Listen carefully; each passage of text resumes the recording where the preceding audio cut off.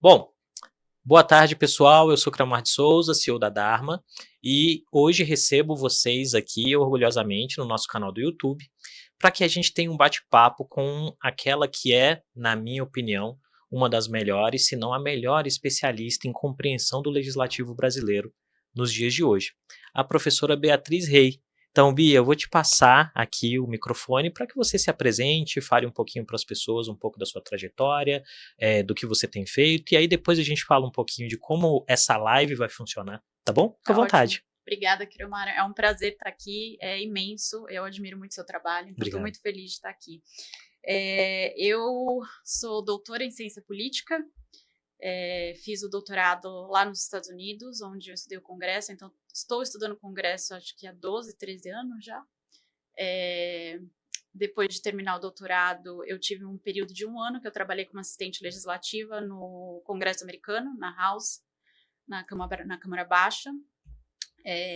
Fiz alguns pós-doutorados, agora eu estou me alternando entre a USP, um trabalho que eu faço nos Estados Unidos ainda com a Fundação PopVox, de policy focada em legislativo, e a Universidade de Lisboa. Então, duas universidades com pesquisas focadas no legislativo e um trabalho de policy também focado no legislativo. Então, acho que se eu pudesse resumir minha trajetória, eu acordo e vou dormir pensando no legislativo. Excelente, excelente. E aí, eu queria aproveitar então, Bia, que você acabou de me dar um excelente gancho para uma primeira pergunta, que você diz assim, se eu puder resumir minha trajetória, eu acordo e vou dormir pensando no legislativo. À medida que a gente traz então essa premissa de acordar e dormir pensando no legislativo, a pergunta que eu te faço é, por quê?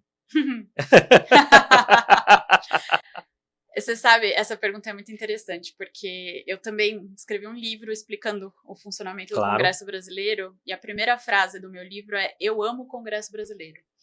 E aí as pessoas começaram a me chamar de maluca. Você é doida? Como é que você pode amar o Congresso Brasileiro? E aí lá eu conto um pouco dessa história, né? Numa outra vida, eu fui jornalista, trabalhei 10 anos. Mas numa outra vida, nesse mesmo plano nesse aqui, só pra gente saber. Pessoal, só pra gente definir se é esse plano físico ou outro, tá bom, não, nesse plano. mesmo plano, em outra vida, pode não parecer que eu tenho 40 anos, então... Não parece. Tenho. E aí, numa outra vida, eu trabalhei 10 anos como jornalista, né? E eu trabalhei numa revista que chama Revista Educação, e eu estava apurando uma reportagem sobre violência nas escolas, enfim, e eu me deparei com um projeto de lei do Paulo Paim. E eu lembro de ler a justificativa do projeto, aquilo me deu um clique na cabeça do qual eu nunca mais consegui voltar, que é o respeito e o amor à instituição. Assim, não tem nada a ver com quem está ocupando a instituição. E assim, apesar de eu achar o Paulo Paim dos melhores quadros legislativos que a gente tem, inclusive isso não é uma visão minha, né? Dentro do Congresso, ele é respeitado por pessoas de todos os partidos, enfim. Mas ali, aquele momento me ensinou que o Congresso, eu passei a amar o Congresso, a respeitar a instituição, pela possibilidade de você conseguir mudar problemas sociais numa instituição que é mais porosa que o executivo e que o judiciário. Então, se eu, como cidadã, se eu tiver interesse em participar da conversa sobre decisões de políticas públicas, eu acho que o Congresso é o que mais dá espaço para isso acontecer. Porque você está ali com 2 prédios abertos, quer dizer, se, por exemplo, a segunda-feira volta a funcionar, né? Apesar de que vai ter sessão solene, passando esse período das eleições, se eu, como cidadã, quiser acompanhar uma audiência de comissão, uma audiência pública em comissão, eu posso ir na portaria, apresentar o meu documento e falar, olha, hoje eu quero acompanhar a audiência na Comissão de Educação. E você entra e participa. Então, acho que essa possibilidade do contato direto do cidadão com um sistema democrático acontece, para mim, de maneira mais clara e mais bonita no Congresso. Legal. Então, eu tenho que fazer um parêntese aqui, né? Porque para você que está acompanhando a gente, como é que vai funcionar? Eu e a Bia vamos conversar um pouquinho, eu vou tentar, né, na função de entrevistador, trazer alguns elementos que são fundamentais nessa trajetória acadêmica que é tão rica, que sejam úteis para a gente entender o que vai acontecer nesse fim de semana, especificamente amanhã. Né? E de outro lado, para você que está acompanhando a gente pelo YouTube, tem ali o chat do YouTube, onde você pode fazer de fato perguntas e levantar, e a gente espera poder chegar nisso também em algum momento. Dito isto e feito o parêntese, Bia, eu quero retornar à questão da porosidade que você disse, desse exemplo muito bem colocado de que qualquer pessoa pode fazer esse processo de assistir uma sessão no Legislativo, e te fazer uma pergunta que talvez tenha um cunho analítico um quanto mais amplo, que é dizer, se todos nós podemos estar no Legislativo, por que estamos aparentemente tão pouco no Legislativo? Essa é uma ótima pergunta. Eu acho que a resposta Não. mais evidente é que Brasília está longe. O Brasil é um país imenso, né? E Brasília está longe para a maior parte das pessoas. Então aí a gente entra aí numa questão quer dizer, quem que consegue recurso para poder vir até Brasília e fazer parte da vida política, né?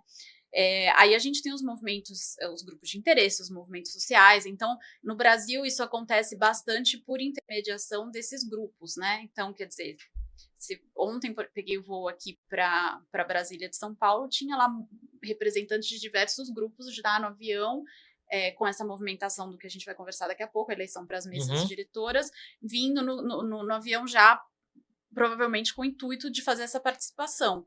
Então, assim, a gente não vê essa participação desses grupos, né? Mas ela acontece. Se você anda pelos corredores, tanto da Câmara quanto do Senado, e passa pelos gabinetes, você vai ver que tem uma peregrinação de grupos, e aí eu estou falando de áreas temáticas de políticas públicas e até mesmo de prefeitos, né? Quer dizer, é muito comum, você sabe disso, os prefeitos virem para cá em peregrinação mesmo, para atuar ali junto com os parlamentares e tal. Então, acho que assim, nisso eu acho que a tecnologia pode ajudar a gente. Esse era o meu próximo ponto. Desenvolve, por favor. Como você acha que a tecnologia pode ajudar a gente? Eu acho que a gente está entrando num novo ciclo da relação do cidadão com o sistema político, com a inteligência artificial. Então, por exemplo, lá em Portugal, que é onde eu passo metade do meu tempo, eles começaram a fazer, teve uma determinação ali de que agora teria que ser feito consulta pública para as proposições que estão sendo discutidas. E daí eu converso bastante com o pessoal de serviço de apoio legislativo. A primeira coisa foi choque, né? Como que a gente vai dar conta desse mundaréu de informação e tal? A inteligência artificial está começando a ajudar o pessoal que trabalha dentro do legislativo até a receber as informações dos cidadãos, trabalhar essa informação de modo que não se gaste tempo excessivo com isso. Então, eu acho que esse é um jeito, né? Quer dizer, a inteligência artificial liberta tempo que a gente... Bom, eu não sei, eu vejo isso no meu próprio trabalho, eu não sei como você está vendo no seu, mas assim, tem me ajudado muito o ChatGPT a fazer tarefas que antes me consumiu um tempo que agora eu estou dedicando para outras coisas. Então, acho que os legislativos ao longo do mundo, e te digo isso porque o trabalho que eu faço com a PopVox nos Estados Unidos está me permitindo ter esse acesso aos legislativos. É o uso que está se fazendo do ChatGPT, da inteligência artificial, para receber input, né, receber o que os cidadãos falam dentro do legislativo, para ter uma noção melhor do que está acontecendo. Eu vou aproveitar esse elemento para trazer duas outras questões de contexto e a gente já ir migrando para essa discussão dos bastidores, do que está acontecendo na Câmara, do que está acontecendo no Senado. Eu concordo que a tecnologia tem um elemento fundamental naquilo que seja uma construção positiva da participação e da melhoria dessa porosidade. Eu entendo que o Brasil, dependendo da métrica, é o terceiro ou quarto país mais conectado do planeta em termos populacionais, mas aí vem aqueles probleminhas, porque a vida é feita de probleminhas, né? E quando a gente tem uma pessoa muito inteligente na mesa, a gente tem que tirar proveito disso. E o impacto, então, sobre essa porosidade de notícias falsas, de distorção de interpretação, de interesses outros. Isso também não cria algum tipo de distorção nisso que seja o pensar o impacto desse lugar que você tanto ama, que é o Congresso Nacional? Como é que fica? Sem a menor dúvida. Semana passada eu participei de um webinar com a Interparliamentary Union, que é a associação dos parlamentos e congressos, né, do mundo inteiro. E o tema era o uso da inteligência artificial nos legislativos. E daí, né, pessoal de diversos países falando, e essa questão foi muito debatida. E aí a fala que eu concordo é sempre a mesma, quer dizer, com a transformação que a gente está observando com a tecnologia, a gente tem que ter o ser humano sempre presente ali para discernir o que é certo, o que é verdade, o que não é, o que é fato, o que não é.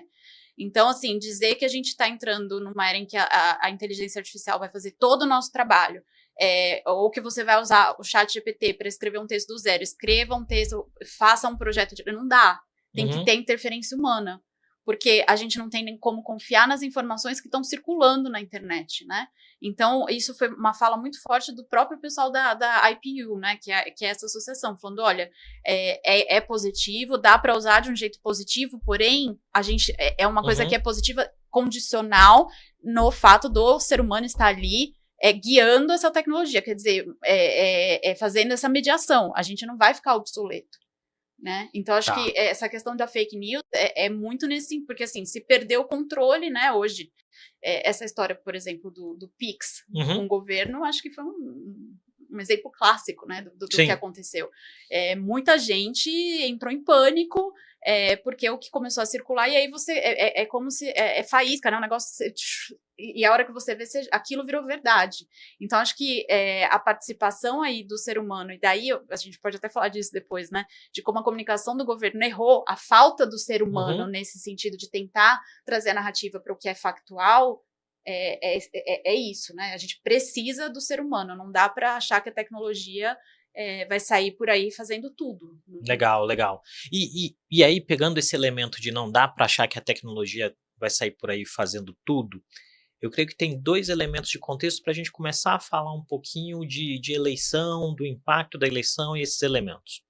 O primeiro deles é que me parece que tanto na Câmara quanto no Senado, essa última legislatura tem ali um número representativo de parlamentares que a gente poderia dizer que são uma espécie de bancada das redes sociais. Isso quer dizer, o indivíduo aprendeu a fazer campanha nas redes sociais, ele aprendeu a se vender como uma espécie de arauto da realidade nas redes sociais, e isso gerou determinado impacto. Acho que esse é o primeiro elemento de contexto. O segundo, que aí é onde eu acho que pelo menos essa é a grande felicidade de ter você aqui, é aquilo, vamos adaptar uma frase famosa, né, do cotidiano brasileiro. É aquilo que a internet não mostra, né? A gente está trocando o nome de uma emissora por internet, que é, no final do dia, um número alto de decisões é tomada por atores que não necessariamente são esses atores que são os reis dos cliques, né? Então, o ponto, me parece aí, para te passar a palavra, é como a gente consegue mensurar e calibrar o impacto daquilo que a gente cotidianamente vê no nosso aparelho celular, na televisão, com aquilo que são, usando aí o Faoro, os verdadeiros donos do poder, por assim dizer. Como é que fica isso? E se você já quiser ir dando uma puxadinha para falar do processo como um todo, a gente vai desenvolvendo a partir daí. Tá. Nossa, tenho tantas respostas nessas perguntas. Vai desdobrando. Aqui a gente tem todo o tempo do mundo. Na verdade, a Júlia acabou de me dizer aqui que a gente só tem 1 hora, mas tá bom. A gente tem todo o tempo do mundo. Não, essa questão dos parlamentares de redes sociais, para mim, é um dos maiores problemas do legislativo hoje em dia, Cremara, assim, ao ponto de que, se você acompanha, a gente estava falando do Cidadão I, é uma audiência pública em comissão, virou um palco de rede social, né? Quer dizer, isso eu tenho conversado com o pessoal de outros legislativos, o problema é geral. A natureza da função parlamentar com as redes sociais piorou. Porque o cara, ou a mulher, ou o parlamentar está sempre ali pensando no que vai sair na rede. Quer dizer, é mais o que vai sair na rede, menos o debate. Vamos pensar que parlamento vem, né, de falar, vem de debater. Isso está se perdendo, porque é mais importante você ter clique, você ter like. né? Você mitar, sei lá como é que é a palavra, né? Então, acho que isso é uma das coisas que mais tem me preocupado, assim, pensando no legislativo agora, nesse meio tecnológico, Uhum. enfim. Porque é isso, a tua descrição é corretíssima, né? Quer dizer, quem aparece ali, esbravejando, fazendo vídeo, corte para rede social, não é necessariamente quem está influente dentro do Congresso. Mas ele tem voto. Tem voto, mas é um voto. É. É um voto. Uhum. E assim, não é quem está necessariamente tomando decisões, como, por exemplo, agora puxando para a conversa sobre as eleições que vão acontecer amanhã. Como é que é decidida a pauta, Uhum. né, de votação na Câmara ou no Senado? Na Câmara, especificamente, o presidente consulta o colégio de líderes. Uhum. Então, ali, o colégio de líderes é uma instituição formada pelas lideranças partidárias, do bloco da maioria, da minoria, do governo, da oposição. Quer dizer, é um grupo seleto, né, que representa o total de deputados, mas que não é necessariamente, e posso te dizer, nenhum deles está ali fazendo o vídeo falando o que está sendo decidido em reunião do colégio de líderes. Né? Então, acho que tem e aí eu sou uma grande defensora da transparência, minha fala sobre as emendas orçamentárias é toda focada nessa, quer dizer, eu faço parte de um movimento chamado Câmara Aberta, junto com o Pacto pela Democracia, sugerindo mudanças para deixar o regimento mais transparente, a Câmara mais transparente. Dito isso, a política de bastidor é essencial. Uhum. Sem política de bastidor, a gente não toma decisão majoritária. Porque esse é o propósito, né? O que os deputados têm que fazer no final do dia ali? Ou em comissão, ou no plenário. Tomar decisões majoritárias. O que a gente sabe que é difícil, é quase impossível, né? Entendi. Então, isso você precisa da política de bastidor. E essa política de bastidor é o que você está falando dos verdadeiros donos do poder. Nem tudo disso acontece em rede social. E em muitos casos, essa política de bastidor, por exemplo, ela é responsável por decisões boas, né, do bem público. Só pensar na participação do Congresso durante a pandemia. Sim, sim, eu acho que esse... E aqui me parece que a gente tem um elemento que eu acho bastante interessante para ir trazendo mais uma camada para a nossa discussão. Durante a pandemia, por exemplo, em vários países as atividades legislativas ficaram tanto quanto que congeladas, né? E o Brasil migrou para uma lógica de deliberação virtual. Parece que foi um século, né, gente? Quando a gente pensa na pandemia, mas tem pouquíssimo tempo, assim, todos nós envelhecemos bastante durante a pandemia, inclusive. Mas o Brasil conseguiu avançar nessa lógica da deliberação virtual, do Congresso continuar funcionando, das coisas acontecerem com o repositório tecnológico do próprio Congresso. Acho que a gente tem que dar aqui uma menção honrosa aos servidores da Câmara e do Senado pelo grande trabalho que eles fizeram. Dito tudo isto, e aí puxando um pouquinho a bola para aquilo que nós trabalhamos na Dharma cotidianamente, que é identificação, monitoramento, mensuração, construção de estratégia e proteção a risco político. Qual o risco que se coloca para qualquer cidadão, para organizações públicas ou privadas, quando a gente começa a ter essa confusão entre aquele parlamentar que, em algum sentido, e aqui, gente, a gente não está falando mal do fato do parlamentar usar a rede social. O que a gente está dizendo é, quando o parlamentar acredita que a atividade parlamentar só se sustenta pela rede social. Exato. Qual o risco que se coloca diante disso, naquilo que seja a discussão de leis importantes, ou até mesmo no processo que a gente vai enxergar amanhã? Vamos separar, né? No que diz respeito à formulação de leis, eu acho que se perde a preocupação até com a qualidade da lei que você está produzindo, da política pública, né?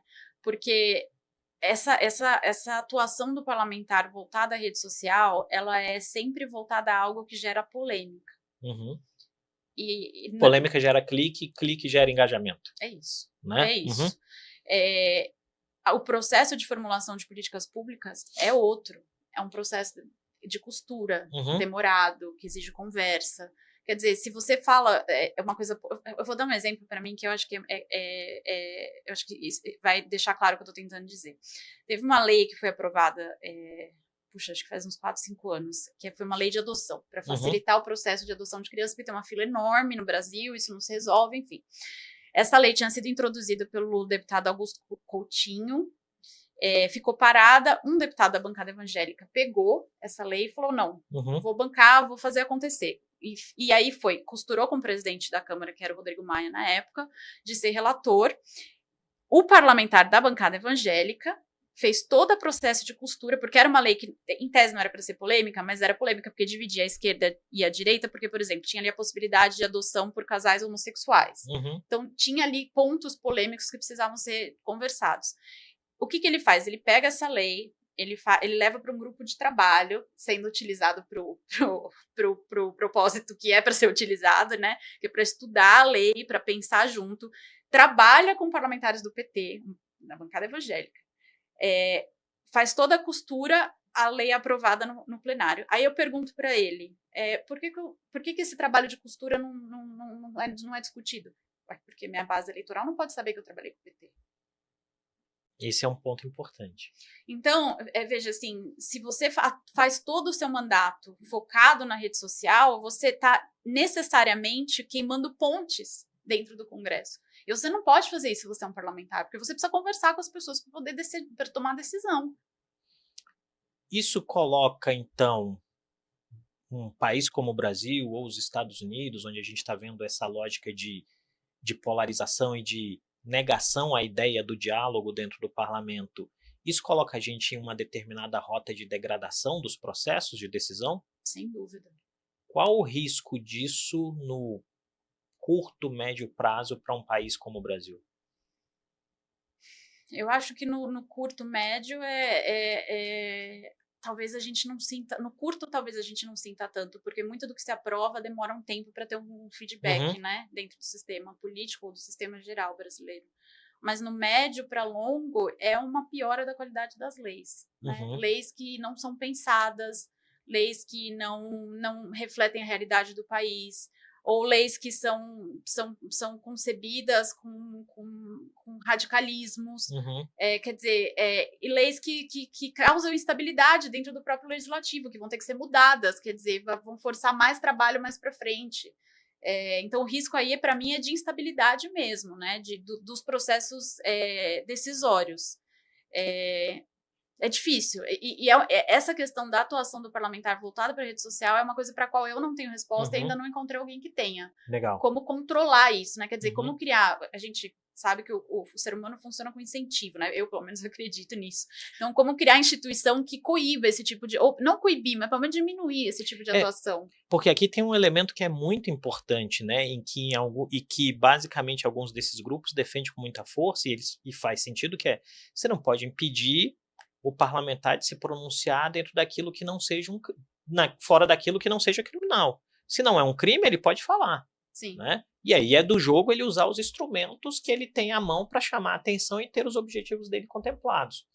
O que me parece que talvez a gente não tenha uma clareza é como isso impacta a nossa vida cotidiana. Exato. E aqui eu já jogo para a gente ir avançando em como o que nós veremos amanhã impacta a nossa vida cotidiana. Amanhã a gente vai ter as eleições para a mesa diretora da Câmara dos Deputados e a mesa do Senado, que é o equivalente no Senado. Né? As mesas diretoras são os órgãos que cuidam do trabalho legislativo e administrativo das duas casas. Então, na ponta, você tem os dois presidentes, o presidente da Câmara e o presidente do Senado, 2 vice-presidentes, 4 secretários e suplentes. Né? Então, essa é a estrutura que vai ser decidida. Por que isso é tão importante? Porque o Congresso no Brasil vem se fortalecendo desde meados dos anos 2000. Tá. Então, a gente falou da pandemia, por exemplo, na pandemia, o Congresso foi um grande responsável pela formulação de políticas públicas. Acho que todo mundo lembra aqui que a proposta inicial do governo Bolsonaro era um auxílio emergencial de R$200. Quem puxou a conversa para o auxílio de R$600 foi o Congresso. Então, os presidentes das casas, principalmente da Câmara, até pelo tamanho da Câmara, né, eles têm ficado cada vez mais fortalecidos. Algumas coisas de maneira positiva para a democracia, mas muitas de maneiras negativas. A gente pode falar sobre isso, eu estou falando das emendas orçamentárias. Então, assim, as eleições de amanhã vão definir quem são essas novas pessoas. Então, vai sair Arthur Lira, da Câmara, e Rodrigo Pacheco, do Senado, e o que eu escuto, né, que todo mundo sabe do Congresso, serão eleitos por aclamação Hugo Mota, na Câmara, e volta Davi Alcolumbre no Senado. Vamos focar primeiro nos aspectos positivos? Eu creio que pensando, e o grande objetivo dessa live hoje é fazer essa conversa de forma para que a pessoa que não é afeita à política, o Uhum. cidadão comum, consiga entender o que está em jogo e como isso impacta nele. Então, eu queria começar pelos elementos positivos. Se você quiser destacar um ou dois, assim, desse processo de fortalecimento do legislativo no tempo, como a gente tem um tempo limitado, qual é a característica positiva que mais te agrada nesse processo? É o Congresso e os parlamentares passarem a atuar como coformuladores de políticas públicas. Tá. Na prática, isso Isso significa significa o o quê? quê? Significa que até meados dos anos 2000, quem conduzia as decisões do país, Uhum, né, por exemplo, política educacional, política habitacional, era principalmente o executivo. tá. A partir de meados dos anos 2000, a gente começa a ver que o Congresso e os parlamentares começam a participar desse processo. E por que Uhum, que isso é importante? Porque os parlamentares estão conectados com bases específicas nos estados. uhum. Então, eles podem levar esses interesses, e esses interesses dos eleitores, dos cidadãos, podem começar a fazer parte dessa conversa junto com o executivo na formulação dessas decisões. Tá. Legal, legal, legal. E se você pudesse destacar um elemento negativo, qual seria? A ânsia descontrolada dos parlamentares sobre o orçamento. Que significa? Que significa que agora eles querem cada vez mais controle. A gente está com um percentual dos, assim, os parlamentares querem cada vez mais dinheiro para mandar para as suas bases, né? Via emenda orçamentária, sem ter qualquer tipo de responsabilização sobre isso, sem ter transparência dos recursos, fiscalização dos recursos, que é uma coisa que é ruim para o cidadão. Tá. Por que é ruim para o cidadão a não responsabilização do parlamentar? E aí, um elemento aderente. Por que é ruim para o próprio parlamentar? Para o cidadão é ruim porque é dinheiro público. Boa. A gente paga imposto. Uhum, Esse imposto vai para o sistema político, né? Uma parte desse imposto está indo para as emendas tá. orçamentárias. Eu quero saber onde está indo o meu dinheiro, Ótimo. né? Acho que para o parlamentar é porque a gente começa a entrar numa situação em que o parlamentar se sente o rei da cocada toda, Uhum. assim, né? Quer dizer, ele acha que ele pode fazer o que ele quer, que ele pode mandar. Assim, acho que é importante, Cremar, a gente explicar o que é a emenda orçamentária, Isso, por né? favor. A emenda orçamentária é um recurso que o parlamentar tem para enviar para a base eleitoral dele, né? Uhum, Ele emenda o orçamento, a lei do orçamento, para mandar dinheiro para quem elegeu, né? Então, para os uhum, municípios. Então, por exemplo, esse dinheiro ele vai financiar uma máquina de raio-x, uma uhum. ambulância, a construção de uma ponte. Eu sou completamente a favor das emendas orçamentárias. Eu acho que elas são onde, para mim, a função legislativa fica mais concreta, né? Você está lá no município de Itanhaém, no litoral de São Paulo, tem uma estrada de terra que precisa fazer, fazer o asfalto, você tem um parlamentar que vem, que representa o distrito, o estado de Uhum, São Paulo, faz esse trabalho com o dinheiro da emenda e o cidadão vê, aqui está o legislativo, está uhum, aqui, né? tá. Eu não preciso mais andar no barro horas e tal, não sei o Sim, quê, porque está aqui. legal. No Brasil, a gente tem vários tipos de emendas, né? A gente tem emendas individuais que vão no nome do deputado, tem emenda do relator do orçamento, Uhum, tem emenda de comissão, emenda das bancadas. Quer dizer, o que a gente o que veio observando nos últimos anos é que os parlamentares começaram a fazer um uso ruim dessas emendas. Querem mais recursos, sem dizer necessariamente quem está mandando recurso, para onde, com qual finalidade. uhum. Então, isso é muito ruim para o país. E é isso basicamente que está criando essa celeuma, essa briga do Flávio Dino, do STF, com o Legislativo, Exato, né? exato. Legal, bom saber disso. E aí eu trago uma nova pergunta que é, a partir desse panorama que a gente está traçando aqui, em que você tem um crescimento de um legislativo dos anos 2000 para cá, depois o impacto das novas tecnologias de comunicação sobre o exercício do mandato parlamentar. Uhum. E em terceira camada, o processo das emendas orçamentárias. Pega esses três elementos e aí a gente joga todos eles dentro de um caldeirão e nós vamos à ideia de tentar compreender como os principais nomes, que possivelmente serão eleitos amanhã, Hugo Mota e Davi Alcolumbre, se posicionam sobre essas questões, Uhum. e 2, os desafios que você acredita que vão existir para eles no exercício dos seus eventuais mandatos como presidências do Legislativo. Eu acho que, assim, em comum, eu não vejo nenhum dos dois voltando atrás nessa ânsia que o Congresso está tendo em relação ao Uhum, orçamento, né? Eu acho que a briga com o Flávio Dino vai continuar. uhum, Hoje, inclusive, o presidente Arthur Lira deu uma entrevista longa para o Globo, no qual ele fala, em algum momento, ele fala, olha, assim, essa é a questão, que está se usando muito o termo rastreabilidade, né? Que a gente tem que ter as emendas rastreáveis, esse dinheiro tem que ser, a gente tem que saber o que está acontecendo com esse dinheiro. Ele fala, se for preciso que as emendas sejam todas individuais, então vamos fazer isso. Ele fala isso na entrevista. Eu quero ver os políticos bancarem essa decisão, porque uhum, eu acho que não só tem que ser todas, tem que ser individuais, é uma coisa que eu venho defendendo, que aí você sabe qual parlamentar mandou o que para onde, mas tem que se me diminuir o volume de dinheiro. Eu quero, assim, não vejo os presidentes da Câmara bancando essa conversa, uhum. a não ser que a gente tenha aí mais uma forçada de mão do Flávio Dino. Tá, Então, eu acho tá. que, em comum, eles vão ter essa postura de manter esse desejo de controlar as emendas e parte do orçamento. Também acho que, assim, os dois estão muito vocais sobre o papel do legislativo na democracia. Então, acho Uhum. que já se alargou muito o poder dos presidentes, principalmente da Câmara, e isso não vai mudar. Eu acho que Essa do PT e do PL é muito boa. é, Pena que quebrou porque caiu, mas é na hora porque eu chave, né? vou vir com essa aí.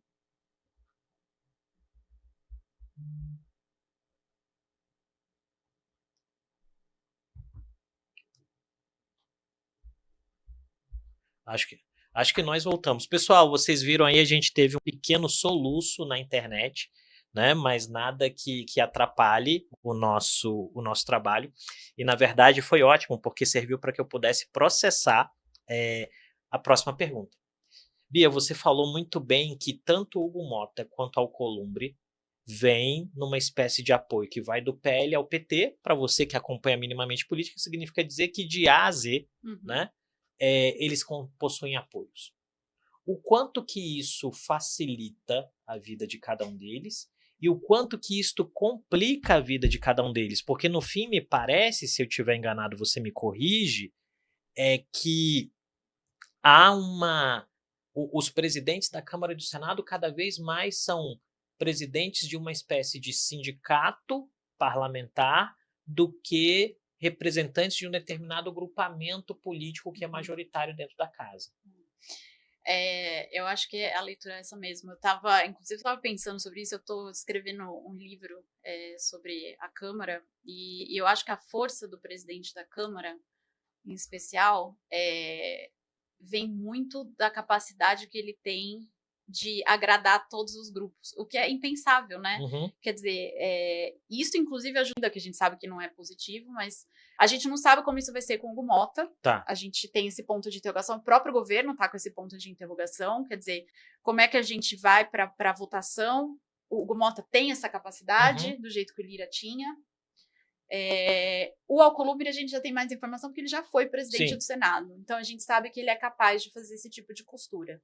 Só que o Alcolumbre está se lançando candidato com apoio do PL, o que o Rodrigo Pacheco não teve, né? Uhum, Os bolsonaristas foram contra a eleição do Rodrigo Pacheco, então o PL ficou fora, né? No Senado não se respeita a norma de se respeitar a proporção do que os partidos estão no Senado, na mesa ali do Senado, não necessariamente é aplicada. Então o PL ficou fora nessa gestão do Rodrigo do Pacheco. Pacheco. Uhum, Essa situação vai mudar agora. tá. Então o governo vai ter mais dificuldade com o Senado do que tinha com o Pacheco. Vamos aprofundar um pouquinho, então, essa construção eventual de um cenário que venha a ser uma Câmara presidida por Hugo Mota, um Senado presidido por Alcolumbre.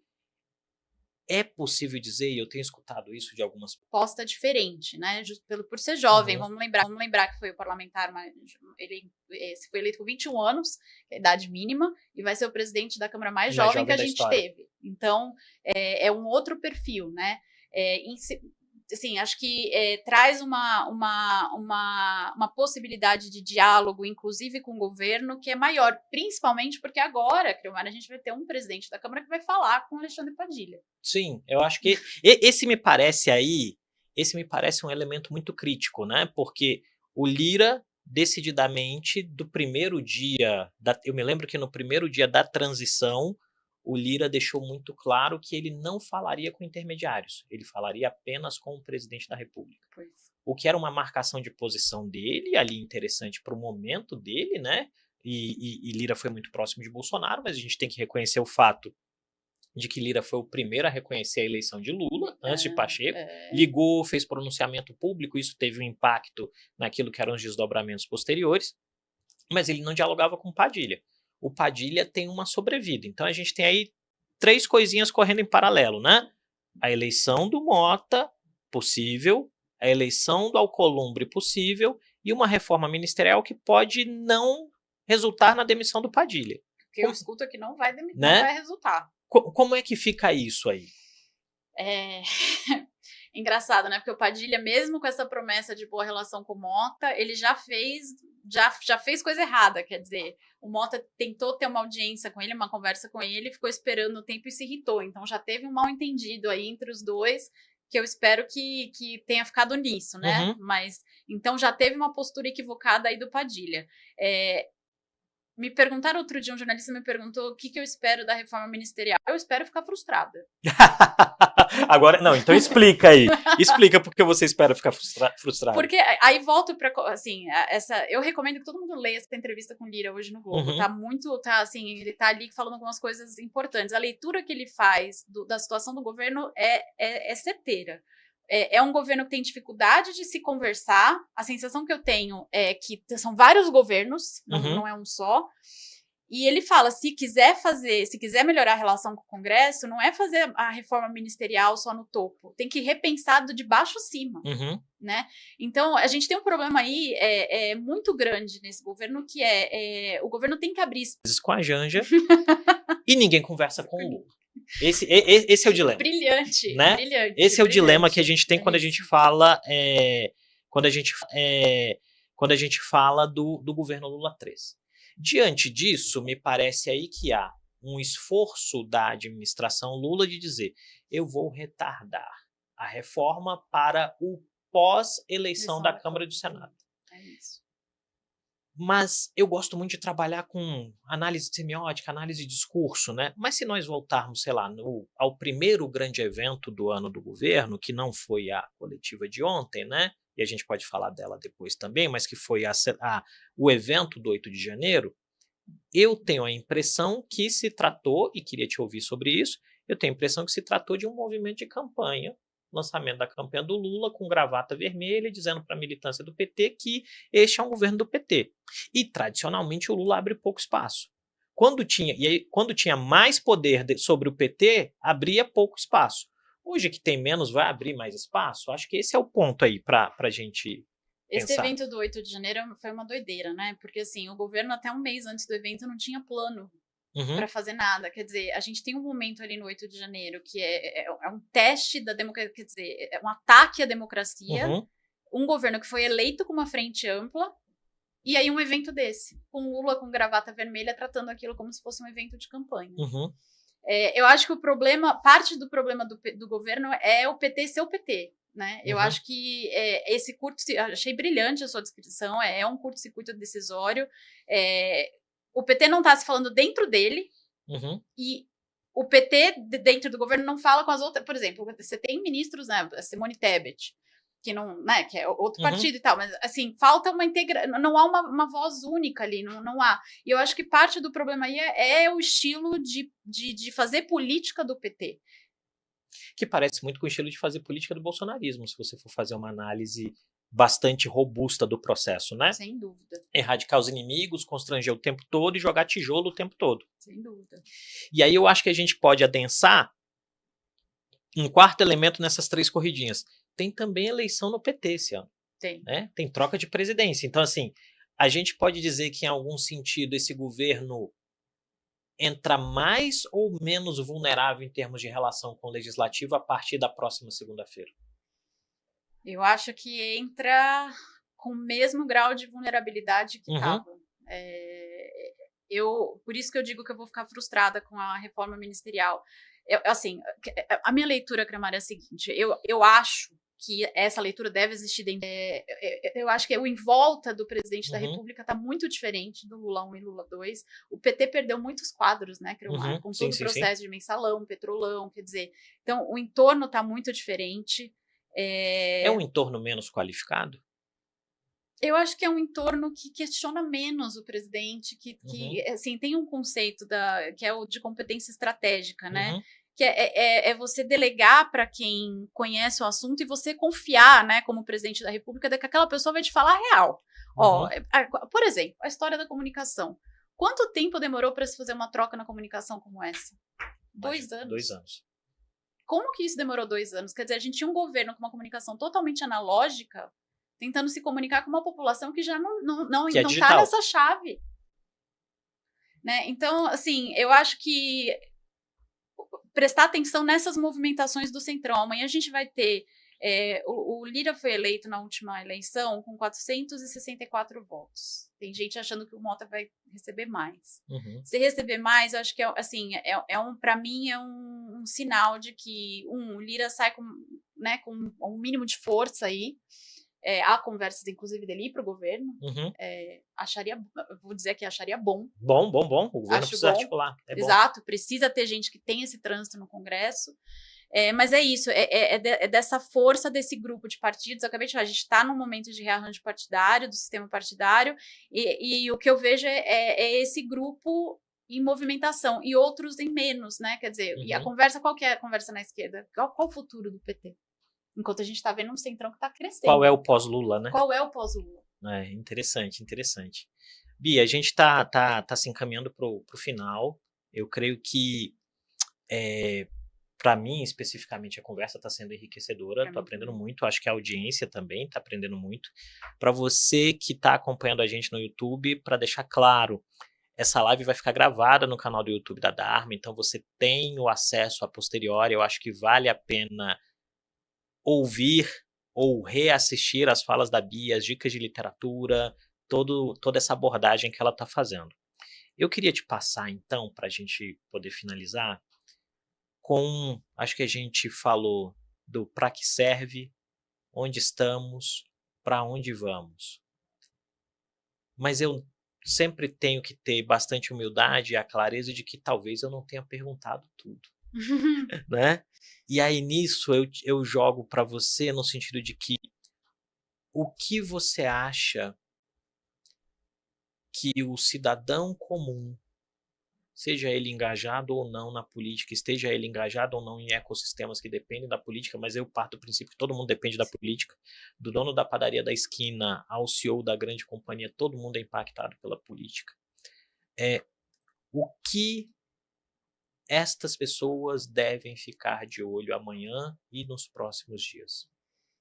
Eu acho que amanhã, eu acho que é uma das coisas que se eu puder, e eu tenho feito essa conversa quando eu pego, eu entro em ônibus, pego Uber, converso com pessoas na padaria, quando eu começo a conversar com as pessoas, eu falo de política, é isso que eu tenho falado. A eleição que vai acontecer amanhã é tão importante quanto a eleição da presidente da República. Por quê?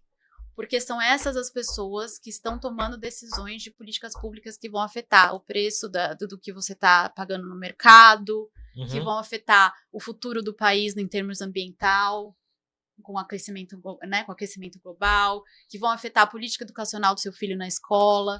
O Congresso está mais forte. Não dá para pensar que o país agora só é comandado pelo presidente da República. Ele é comandado pelo presidente da República, pelo presidente da Câmara e pelo presidente do Senado. São essas as figuras que estão tomando decisões que vão afetar o seu dia a dia. Uau, eu creio que esse é um fechamento muito, muito importante, muito interessante para essa conversa. Bia, eu quero te agradecer. Eu que agradeço. É um prazer te receber aqui. Meu, é uma honra. Eu acho que a gente está iniciando uma jornada em 25 que vai trazer muitas coisas boas. Para você que acompanhou a gente até o final, que está assistindo depois a versão gravada, a Bia está preparando uma surpresa para a gente na Dharma Academy, que vai ser muito legal. Eu não vou dar spoiler, eu acho que é importante deixar aí que as pessoas fiquem curiosas, mas vem muita coisa boa por aqui, e peço para que você siga acompanhando, compartilhando com os amigos e prestigiando o conteúdo que a gente está fazendo. Bia, muito obrigado pela sua presença. Eu que agradeço. Ótimo. Obrigada mesmo. Obrigada pela confiança. É um prazer sempre. Um abraço, gente. Até a próxima. Até a próxima.